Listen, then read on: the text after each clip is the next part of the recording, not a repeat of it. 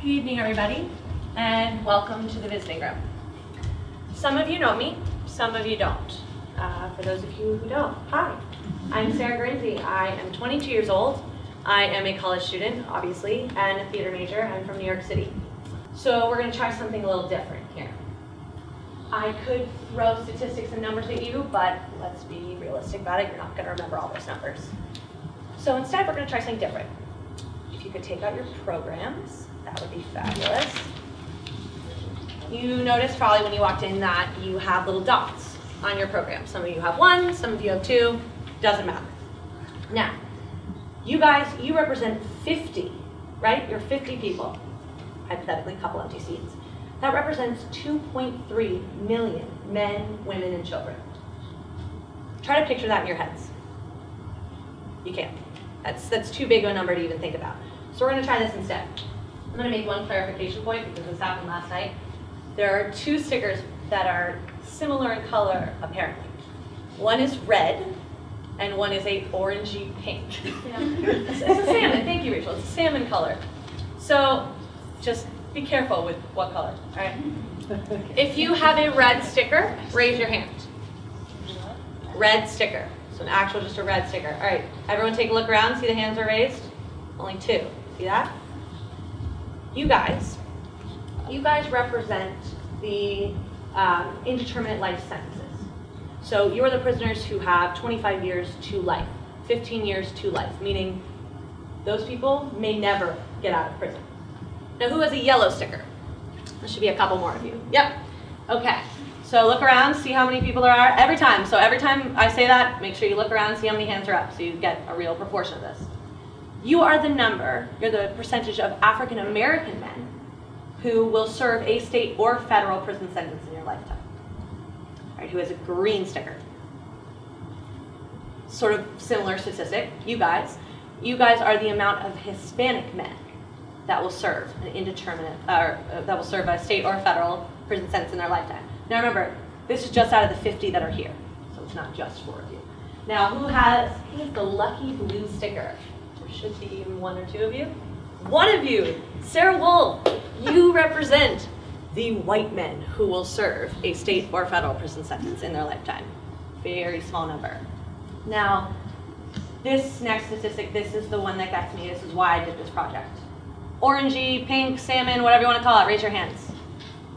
Look around. Look how many there are of you. This is the recidivism rate. You can put your hands down, it's a long explanation. Recidivism is when a prisoner is released from prison and either violates their parole or commits a second crime once their parole is done, meaning they go right back in. Put your hands up again. That is 80%. That is way too damn high. Now, you guys are not playing the prisoners in this scenario. You will be playing the visitors. So I'm going to give you a little bit of background about who you are. So I'm going to say, Mom, Nate, Lena, over. All this side. You guys, you drove 8 hours to get here. You literally started out the night before your visit. The rest of you, look to your left and right. You guys carpooled. You had no idea who that person sitting next to you was however many hours ago. But you're best friends now, I'll tell you that. Now, this half of the room, I'll stay with you. You guys probably missed a day or two of work. And that's pretty hard on you. Finances are tough at this point. And this half of the room, your spouses are in jail. One income brings home a whole lot less than two. And you guys had to scrape together the money for weeks, maybe months, in order to afford this visit. Now, I can tell you all this, but this won't help you learn what it's like to be a visitor. So instead, I will tell you what it was like for me. For me, visiting meant flying across the country and driving on the day of the visit, an hour and a half there and an hour and a half back. Now, visiting is really weird. I'm going to be perfectly honest with you. You go through all this security, you're waiting for hours to get in, depending on your appointment time and how early you get there. And you get into the room, and the first thing you do, beeline for the vending machines. Vending machines are extremely important when you're visiting. For us, it usually meant possibly some pre-made tacos. Try to go for the chicken. The hamburgers, the pre-made hamburgers, you heat them up in the microwave, that's really for the person where you don't touch that. There's a couple vegetable platters usually on our table. We go through at least 6 bags of microwavable popcorn. And we always get a big Texas cinnamon roll and warm it up in the microwave. It's actually really good. But that's a very big part of the visit, is the food, because they don't get that stuff that often. Now, you walk in, and you're seated at a table, and you're sitting next to a bunch of strangers who are visiting their loved one, whoever they are. It's sort of a weird experience. Almost a little sense of camaraderie, in a way. But it's gross. I'm not gonna lie to you, there is a stick above you that collects dead flies. The air conditioning is going so cold, it's blasting so hard that you're shivering. And I don't even wanna mention the quality of the bathrooms, it's pretty disgusting. But, you know, to you it's gross, but to them, it's a little drop of heaven. You know, you visit from 8 a.m. to 3 p.m. and by the end of it, you're pretty conflicted. You know, there's 20 minutes left, and part of me, all I want to do is get out. I'm tired of sitting there. I'm so cold. I want to be in the outside air. A lot of the time I went in the winter, so it's really sunny in California. I'd like to see the sun for a minute. But the other part of me is sad, because you have to endure the loss of your loved one all over again. And you get in the car, and they call you about an hour and a half later to see, what are you guys doing? I'm bored, I miss you guys already. What are you guys doing? What's your plan for that night? And your heart breaks a little inside. But my prisoner and I, we've never been closer. And, you know, prisoners like mine, they're the lucky ones. They get visits. Most of these people, they do their time alone.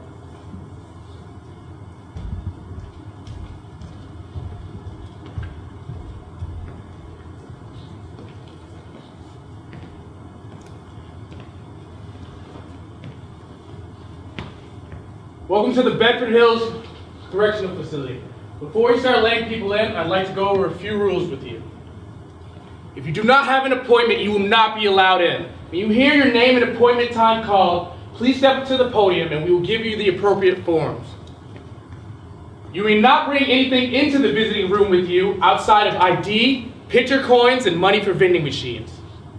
These items must be in a quart-sized Ziploc. Anything else must be placed in the lockers provided or back in your cars. If you're with a small child, please do not leave them unattended. Before you reach security, make sure that you have filled out the appropriate forms, remove your shoes, belt, and jewelry, and place them on the tray. If you would like to purchase picture coins, you may do so at the vending machine to the left. Per visitor, you may have up to $25. Wardrobe. Any women dressed too revealing will be asked to change in the closet trailer to the left of this building. If you are wearing an underwire bra, ladies, please step up to the front and we will give you a paper clip so you may dig it out. If you are wearing blue, you will be asked to change immediately. Please stand up.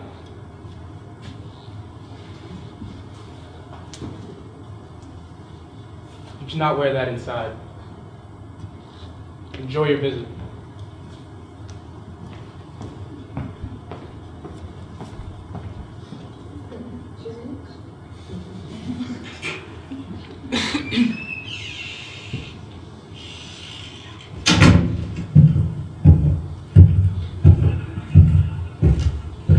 Do you visitors pass, please? Arms up.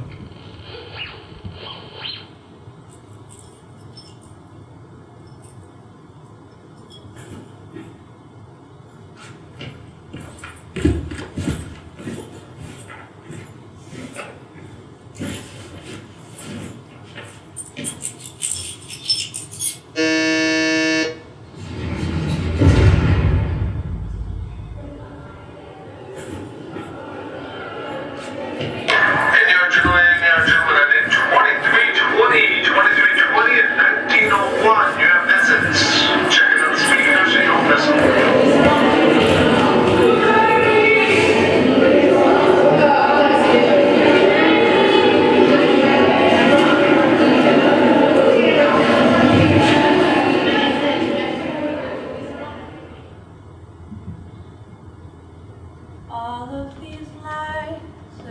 across my face, tell you the story of who I am.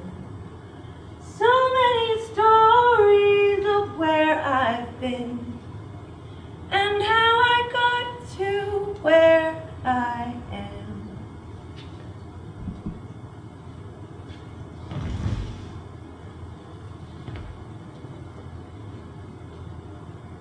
How did I get here? Anyone reading my profile is probably wondering how it's possible. An educated woman, a parole officer, a mother of 2, convicted of a drug charge and sentenced to 15 years to life.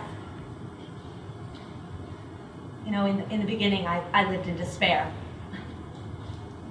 I walked around this place feeling ashamed of myself. I was stripped of more than just my freedom. My children, my family now had to visit me, a parole officer in a correctional facility. People no longer treated me with respect. The admiration my family had for me was wiped away, and my friends, all law enforcement officers, could no longer have contact with me. I became a pariah. But over the past 3.5 years, I have, with the help of others, of course, begun to accept my losses and admit my crime. As a former drug dealer, I have done more damage to more people than anyone else in here. I've ruined people's lives and the lives of those around them. But I have begun to accept responsibility and ask for forgiveness.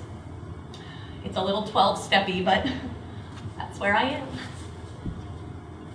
I let the power poison me. I learned I was not invincible. I no longer need to be the big shot that everyone relies on and looks up to. That was then. I am a long way from that now.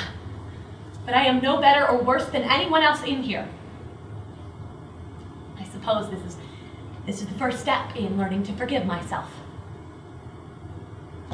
I can say this all 1,000,000 times, but it will never make up for the pain and suffering I have caused my children. I will not be eligible for parole until I have served a minimum of 15 years. My behavior, willingness to change, personal accomplishments, contributions to the prison community will not get me to the parole board any faster or take back anything I've done. You have to understand that society's way of dealing with me dictates punishment. Punishment is not the best remedy for dealing with drug offenders of this magnitude. Rehabilitation is equally, if not more, important. You know, they say justice is blind. Probably. The fact that I had no criminal history, was steadily employed throughout my adult life, possessed a graduate-level education, and was a single mother of 2, could not be taken into consideration at my sentencing. I have been ostracized, but life goes on. I look forward to waking up in the morning and living the best life possible. I continue to do what I was trained to do, helping and teaching others. I have faith that one day, all of my dreams will come true. I look forward to living a productive life with my children and family again. But I'll be waiting, and I'll be waiting a long time.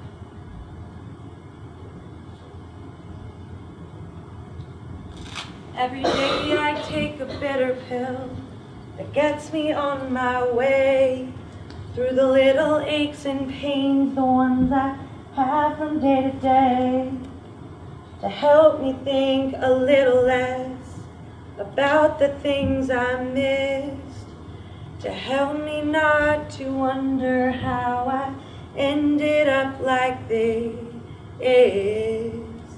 how I ended up like this.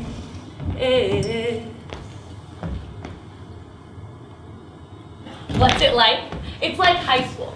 You know all the cliques you got in high school? While in prison, it's not that much different. You see, we got what makes us a real ridiculous version of a very public high school is the ranges of ages of all the women. We got 17 to up to 70 or 80 years old. Yeah, we have the haves and the have-nots. You know, if I'm going to continue with this high school thing. All right, so we got the freshmen. Freshmen are the women who are first enter here in reception. You know, they stay there. And then the sophomores. The sophomores move from reception to a better unit with, you know, program privileges. Program privileges. Okay, and then you got the juniors. Now, the juniors, they're the ones with a good amount of their time done. You know, they know how to jail. Or should I say hustle without getting caught. And then you get the seniors. Now, the seniors are the ones with a lot of time done. They've been here the longest. Now, the COs, they don't bother so much if they break the rules, because, you know, they got a little bit of seniority. Same-sex relationships? There are a lot of women in here, so of course we're gonna have same-sex relationships. Now you got two types of lesbians. First type of lesbian are the real lesbians. You know, the lesbians before they got here in this place. And then you got the second kind. The second kind is labeled gay for the stay, meaning only gay while they're in here. I'm not even kidding you. So you got the dykes or aggressors. They play the male role in the relationship. See, these guys, I guess we call them the jocks in this high school. They play all the sports, softball, paddleball, basketball. Those are their most dominating sports. They bodybuild in the gym, and they behave as gentlemen. Thugs, hustlers, woman beaters. You know, what men are really like in the outside world. See, these guys, they even look like men. You know, there's not much that you can do about appearance in here. I do my best. But these guys, we have to wear green uniforms, right? Tops, bottoms. Bottoms mean pants, shorts, dresses. No skirts. Now, the jocks, they pick the biggest, baggiest pants and sag them down to halfway in their butt crack. And they sport the white state-issued panties or real-life boxers that they either buy off the black market or smuggle in from an outside visitor. Yeah, those are the jocks.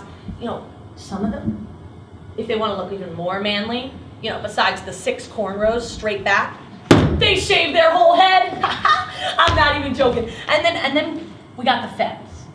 The femmes are, you know, the women role in the relationship. They're the mean girls. Some are even clueless.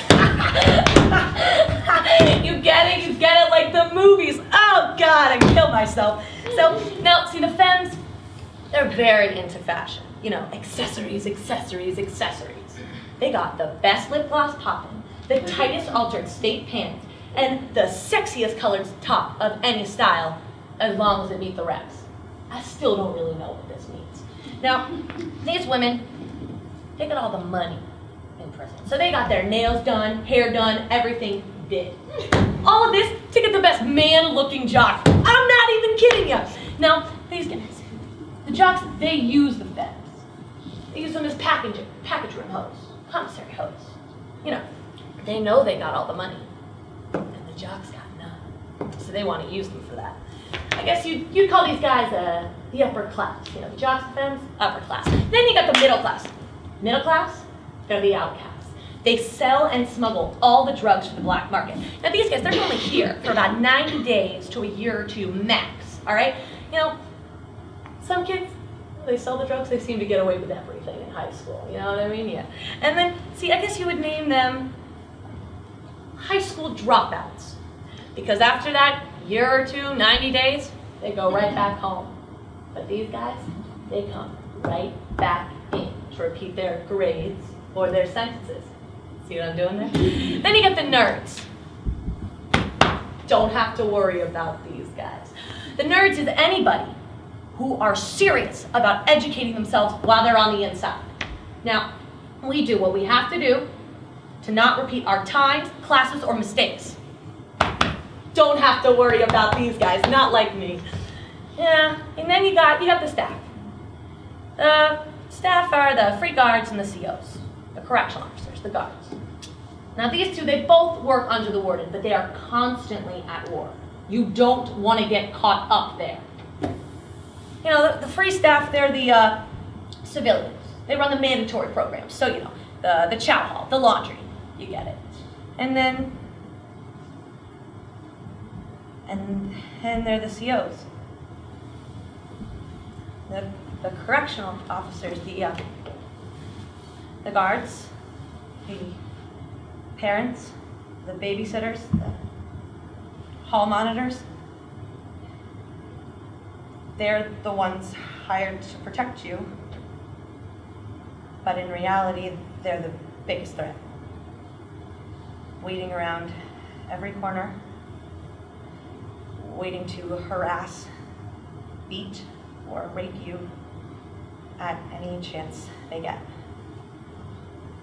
Very rarely we find a counselor or two. We do a lot of work here. We go to our class and or jobs every day. I'm in a poetry class. I just wrote a new one. Do you want to hear it? It's called Better Myself by Quintella Washington. Why do hypocrites contradict? Why did they say be good? And when you do that, they get mad at you. They doubt you for your flaws and criticize with a grudge. When you try to correct the flaws you have, they still want to judge. They say you're still wrong even when you're trying to change and do right. So they basically say, once you're wrong, you're always bad. You might as well not try to fight. Because they truly believe that people can't change for good no matter what. I plan to better myself and to know that I'll make the cut. By me bettering myself for positive change and successful growth, they will always be stuck. Knowing I am a good person and I plan on continuing to be a success. Nobody can stand in my way, not even they can stop me from being my best. I don't do very well in school. I get a lot of C's, but I try really hard. I'm in college. I'm a sociology major. It can be tough in here, but you get used to it. And yeah, then all the girls, at the end, they get to graduate and go home to be free. In my daughter's eyes, I am a hero. I am strong and wise, and I know no fear. But the truth is plain to see. She was sent to rescue me. I see who I want to be in my daughter's eyes.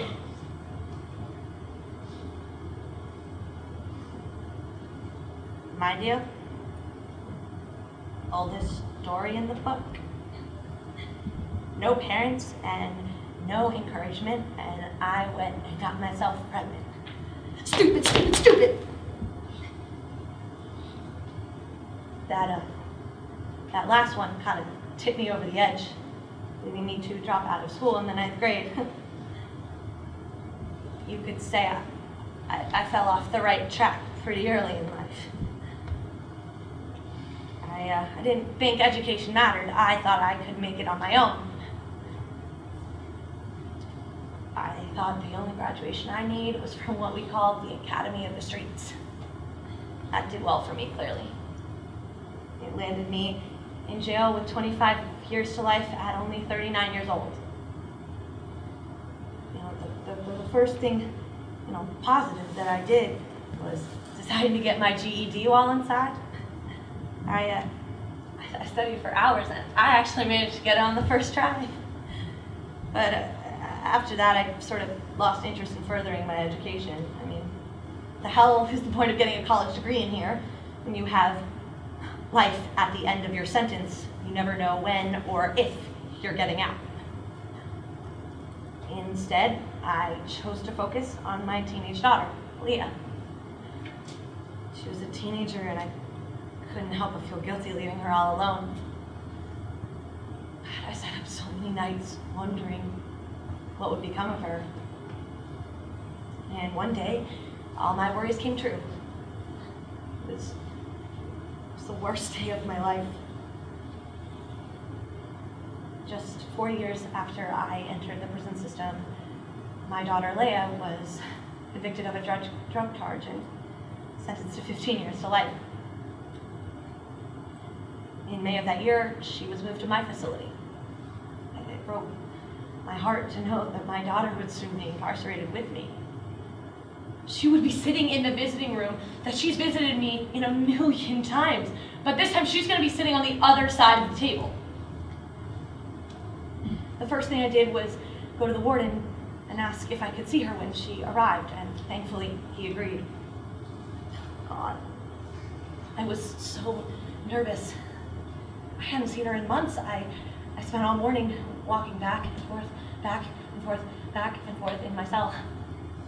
And then I heard my name and I knew she had arrived. I looked up and there she was. Body strong, head held high, fear in her eyes. I held my arms open to her and she ran into them, and we just stood there, holding each other and crying. I kept saying, I love you so much. I am so sorry, baby. I am so sorry. This is all my fault. I love you so much. And then we let go and she was let out of my unit. I looked up and the whole unit was crying. They were crying with me because you have to understand that this is every parent's worst nightmare. Prison becoming a multi-generational career. It was my fault. I did this to her. I should have been a better mother. I should have led a better life. What could I have done so this wouldn't have happened? How could I have prevented this? What do I do now? How do we face our time together and her children? Now her children are the ones who are left all alone. How do we protect them from all of this? This last question. This is how Leia and I spend our time in here. We spend our time studying and furthering our education and being a positive model for Leia's kids. We refuse to let our incarceration get in the way of becoming a positive force in their lives. Actually, Leia and I have never been closer. We push each other to become better people and, more importantly, become a united form for those children to emulate. It is Leia and I's goal to push them in a positive direction. We are determined to break the cycle through education.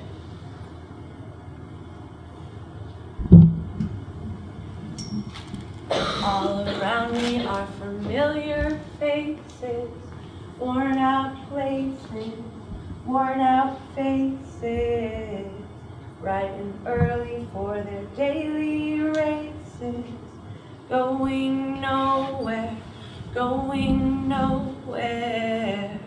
And I find it kinda funny, I find it kinda sad. The dreams in which I'm dying are the best I've ever had.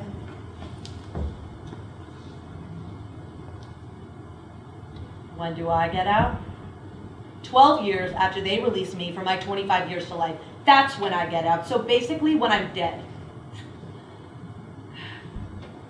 I started my first sentence in 1979. Disco was still big, man. Shit, that was 35 years ago. Hell, I've done more time than most correctional officers. Nah, that's not true. I know some guards in here from back in the day, you know? And they fought us like gladiators. Hell, more like chickens. Life in prison was much different back then. And there were a hell of a lot less of us too. There were 4 prisons. 4. And you knew who and what every single man was. Now we got 38 prisons and a bunch of motherfucking crazies and kids running around this place. There's nothing to control them. The politics, the discipline, they died with the gangs. I'm not talking about those petty anti-shit gangs they got nowadays. I'm talking about the real gangs. The AB, the BGF, the Southerns, the Northerners.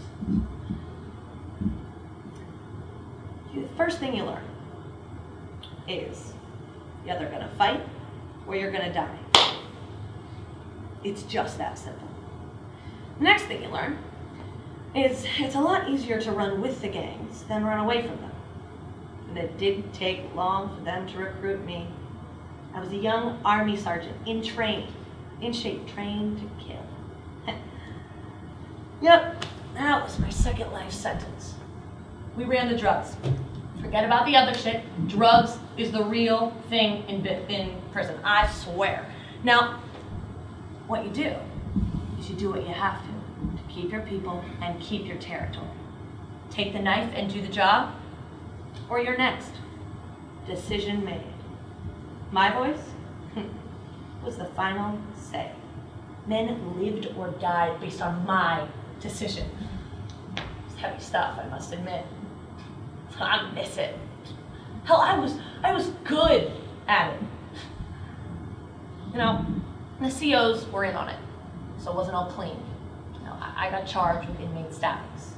That's what my 12 years, the extra, that's where that came from. Inmate stabbings, assaults. They linked it to me. I was one of the leaders. That's what they did. You gotta understand, if there's no place to run inside in here. And if the COs are in it, some paperwork has to get filed. So, they linked it to me. Anyway, in 2001, I got out of the gang. Not because I wanted to. Some asshole snitched. Yep, that's how I ended up here. In the special needs yard. It's for gang dropouts and the likes. It wasn't because I wanted to. It's because we had crossed a line that our agreements couldn't fix. Yeah, people looked at me pretty damn hard when I crossed over. People I had sent over here, they were worried scores might be settled. Let's put it this way. I was treated very well by the people that came before me. You gotta understand, once you leave the brand, especially as one of its leaders, you can never go back. You become just another prisoner. Inmates down!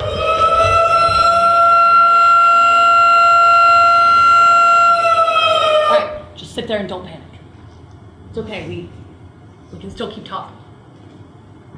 Now, I've been in this yard for about 13 years now. I've been to court on new charges. They try to tag me with drugs. Drugs! Truth is, the only thing I'm taking is what they're giving me through that window.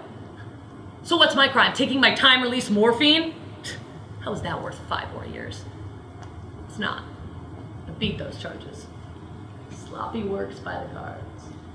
You gotta get those lies straight and you expect shit to stick. Anyway, I've been to the parole board 3 times in the past 35 years. The last time, they said see you in 5. At 58, that puts me at 63, with 40 of those years in jail. My parents and my brother, they died while I was in here. There's not much for me to go back to anymore. I got a cousin and a nephew I've never seen. The cousin, he writes and sends me packages, but what kind of support can I really expect? I don't know them anymore. I've been gone a long, long time. All good! This next parole board hearing, it'll be my last. They either tell me they're letting me go, or I say don't call me back. I could finish life in here. It's not pretty, but it's what I know. You gotta understand, the hope is almost worse than the time. It's been 4 long years now since the top of the world came crashing down. And I'm getting back on the road now, but I'm taking the long way around. Thanks for the food. I'm making guacamole. It's what my family does when they visit. My niece calls it prison guacamole. She gets an avocado from the vending machine. We got a lot of avocados here. It's California. And then she gets a little lemon wedge for the pre-made chicken tacos, and she gets the salt and pepper packets from over by the microwave, and then some jalapeno kettle chips to give it a little zest. But hey, soon, I'm gonna have the real ingredients. I cannot believe I get out in just 3 days. 3 days, baby! Oh, God. I really don't know what I'd do without my family support. You know, this next part's gonna be tough, I'll tell you. Let me ask you, how do they expect people to make it out there? Did you know that they give you $200 to drop you up at a bus stop? A bus stop! And they tell you to get to your parole officer wherever the hell he is. Hell, he could be 8 hours away. Tell me, what does $200 get you? What do you buy for $200? One round of groceries. One round of groceries. No, $200 gets you a couple nights at a Motel 6, a couple of whores, a bag full of meth, and a prison sentence to follow. See, these guys, they don't think of parole as a second chance. They think of it as a short vacation from prison. You see, in here, it's pretty ironic. You know, they got a bed to sleep in, and they got a roof over their head guaranteed every night, and they've got 3 meals a day. And then they dump you out in the street with $200 and give you squat. No, not me. Not me. I've got my pastor, I've got my family, and I've got Larry. Larry said he's gonna give me my job back. And he's got a lead on a place for me to stay. Yeah, I mean, it's a trailer. No, it's nothing much, but it's something. And it's my own place, and it's away from everybody. God knows, with my restrictions, whew, it's hard enough to find a place to live. I'll take what I can get. Anyway. Oh my God, holy shit. I've got so much shit to do. I have to get a driver's license. I have to figure out this housing shit with Larry. I gotta get some money together. I gotta figure out how to buy a car. You know, if Larry doesn't come through with that company car, then I'm screwed. Then again, if I don't buy the trailer and just get the car, then at least I'll have somewhere to sleep at night. Haha. Oh, jeez. That sounded like a sales pitch, didn't it? I'm sorry. I don't mean anything by it. I don't want any money. Not like the rest of these crooks. I'll suck you dry. No, I will figure it out on my own. Like I said, I have my family. Most guys don't have that. You know, I have over 100 parole restrictions. Over 100. How am I supposed to live a normal life with that many rules? You know what the hardest one is? Not being able to see my son. Yeah, he's 17. Man, they don't want me to see him. What the hell do they think I'm gonna do to him? He's my goddamn son. Why don't they tell him what he did to deserve losing his father again, huh? Try it. Get one extra jalapeno for the zest. You know? More lemon, right? That's what I thought, babe. See, seeing my 18-year-olds, I can do that, you know? They're 18, it's not a big deal. Except for their goddamn mother, Jolie. That woman, she's the real monster. What a bitch. She'll put up every roadblock to keep me away from those children. And on that note, I got a notice from Child Welfare today. I owe $38 goddamn $1,000 when I get out. Let me just remind you, when I get out, 3 days. Where the hell am I gonna get that money coming from prison? Jeez, it's gonna take me a long, long time, hell, forever, to get that money together. And they'll keep charging interest, just like Visa. I'm telling you, I don't know how they expect us to work around here. They lock you up for 10 years, give you no programs whatsoever. And then they dump you out on the street with all these mandatory programs. You have to go, do you know, I have to go to anger management. Anger fucking management? Do I look like I need anger fucking management? Please. Then you got victims awareness, sex offenders relapse prevention, and I gotta charge my ankle bracelet up for 4 hours a day. Hell, my entire parole is gonna be spent on an extension cord. And then we got the drugs, the drug testing. Ask me, go ahead.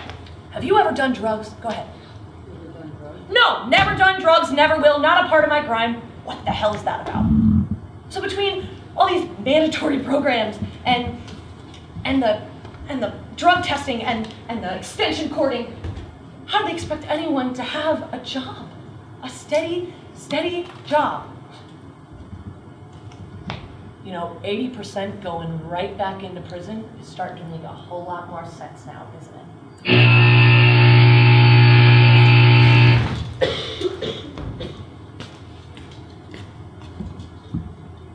Visiting hours are over. Inmates prepare for strip and search. Visitors collect your ID at the front desk.